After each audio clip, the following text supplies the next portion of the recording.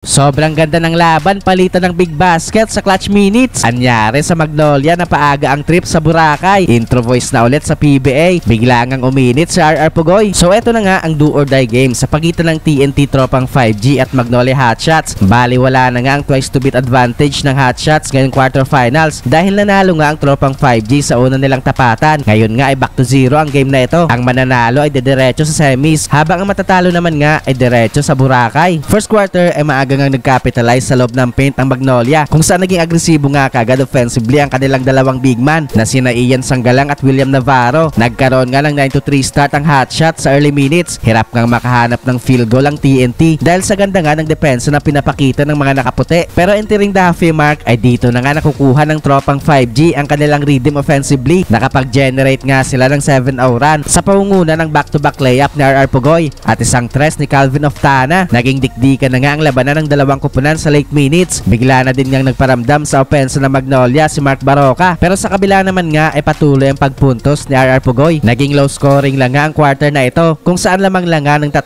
puntos ang TNT after ng first frame sa score na 18-15. Second quarter ay palitan na nga dito ng baskets ang both teams sa first few minutes. Frustrated naman nga itong si Coach Chot sa kanyang mga players matapos ang kanilang sunod-sunod na turnovers. Nakuha naman nga ni Jordan Heading ang kanyang first 3-point shot with under 7 minutes pero hindi nga nagtagal ay sinagot yan ng isang 4-pointer ni Paulie. Pero sa late minutes ay nagkaroon nga ulit ng run ang TNT kung saan patuloy nga ang pagpuntos nila Calvin Oftana at RR Pugoy. Gandang hanap pa dito ni Oftana kay Poy Eram sa ilalim. Natulog nga dito ang depensa ng Magnolia. Literal na wide open slam dunk ang ginawa dyan ni Poy. Biglang lobo nga sa 8 points ang lamang ng tropang 5G, 41-33 halftime. Third quarter ay patuloy nga ang mainit na shooting sa labas ng TNT. Tuloy din nga kanilang pagkontrol sa game na ito kung saan umabot na nga sa double digit ang kanilang lamang sa early minutes. Galit na nga itong si Coach Chito Victorero sa mga referee. Nagkaroon naman nga ng counter ang Magnolia sa halfway mark sa kanilang back-to-back 3-pointers na nagmula kay Saber Lucero at Ares Junicio. Take over na nga sa offense ng Magnolia ito si Junicio para idikit palalo ang kanilang score sa TNT. Baba na sana sa 4 points sa kanilang inahabol pero pumabaon pa nga ng 3 sa RR Pugoy at the buzzer para ibalik sa 7 points ang kanilang lamang after ng third frame sa score na 63-56. Fourth quarter ay patuloy ang paghawak ng TNT sa kalamangan pero hindi nga nagkakalayo ang score nila sa Magnolia. Paunti-unti nga ang pagbawas ng hotshot sa kalamangan ng TNT. Dinaan nga ng Magnolia sa free throw para makalapit sila sa TNT kung saan with under 2 minutes ay tuluyan na nga nilang nakuha ang kalamangan pero agad nga yung nabawi ng tropang 5G sa naging basket na RR Pugoy sa ilalim. Palitan na nga ng big baskets ang both teams sa clutch minutes. With under 10 seconds ay nagkaroon nga ng clutch basket si Ian Sanggalang para magbigay ng isang puntos na kalamangan sa hotshots. Sa last possession nga ng TNT ay na-foul ng Magnolia si Kelly Williams sa kanyang layup attempt. Naipasok naman nga ni Williams sa kanyang dalawang free throws para ibalik ang kalamangan sa TNT. Hindi na nga nagkaroon pa ng attempt ang Magnolia para manalo sila sa game na ito. Kaya sa huli nga ay panalo ang TNT tropang 5G.